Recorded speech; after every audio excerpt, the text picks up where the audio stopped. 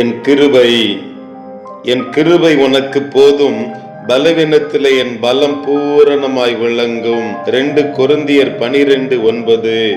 DP நோயினால் முதுகெலும்பு பாதிக்கப்பட்ட அவளால் கட்டிலிலே நேராக படுக்க முடியாது. குப்புற படுத்துக் கொண்டு கட்டிலிலே பேப்பரை வைத்து வாசித்துக் கொண்டிருப்பாள். அன்றைய செய்தித்தாளிலே தூக்கு தண்டனை பெறப்போகும் கைதி பற்றிய ஒரு செய்தி அவள் உள்ளத்தை ஊடுருவி சென்றது. உடனே ஒரு பேனா பேப்பரை கொண்டு வர சொல்லி ஆண்டவரின் அன்பை குறித்து அந்த கைதிக்கு கடிதம் எழுதினாள். கடிதத்தை வாசித்த அக்கைதி மனம் திரும்புகிறார். இப்படியாக 40 பேர் அச்சிறைச்சாலையிலேயே மனம் திரும்புகிறார்கள். தூக்கு தண்டனை கைதியிடம் உன் கடைசி விருப்பம் எது என ஒரு காவலர் கேட்க, அச்சிறுமியை பார்ப்பதே என் விருப்பம் என கூறுகிறான். சென்றான், பார்த்தான்.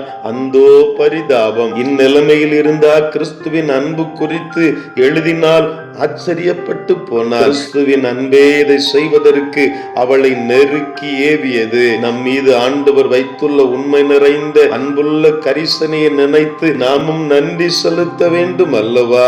சரீரத்தில் உள்ள முள் நீங்கும்படியாய் பவுலடிகளார் கடவுளிடத்திலே 3 முறை வேண்டுதல் செய்தாலும் ஆண்டவர் சொல்லுகிறார், என் கிருபை உனக்கு போதும், பலவீனத்திலே என் பலம் பூரணமாய் விளங்கும் என்பதாக. அருமையான என் அன்பு உள்ளங்களே, இந்த ஆண்டவர் பாருங்கள், உங்களையும் என்னையும் உருவாக்கின நல்ல ஆண்டவர். ஒரு சில நேரங்களிலே நாம் பலசாலி என்று நினைக்கிற பொழுது நம்முடைய சொந்த திறமையை நம்பி நம்முடைய வாழ்க்கையை தொலைத்து விடுகிறோமே. மனிதன் தான் பலவீனமானவன் என்று உணர்ந்து கடவுளை சார்ந்திருக்கிற பொழுது கடவுளின் வல்லமை இன்னும் அதிகமாய் அவன் மூலம் வெளிப்படும் அல்லவா? குறைவும் கஷ்டமும் நஷ்டமும் நம்மை தரம் தாழ்த்துவதற்காக அல்ல, நம்முடைய வாழ்க்கையை தரம் உயர்த்துவதற்காகவே, மனத்தாழ்மையை தரித்துக் கொள்வதற்காகவே. இதை உணர்ந்திருக்கிற நாமும் ஆண்டவருடைய கரத்தில் பலவீனமான சூழலை எண்ணி எண்ணி கண்ணீர் வடித்துக் கொண்டே இராதபடி, ஆண்டவரே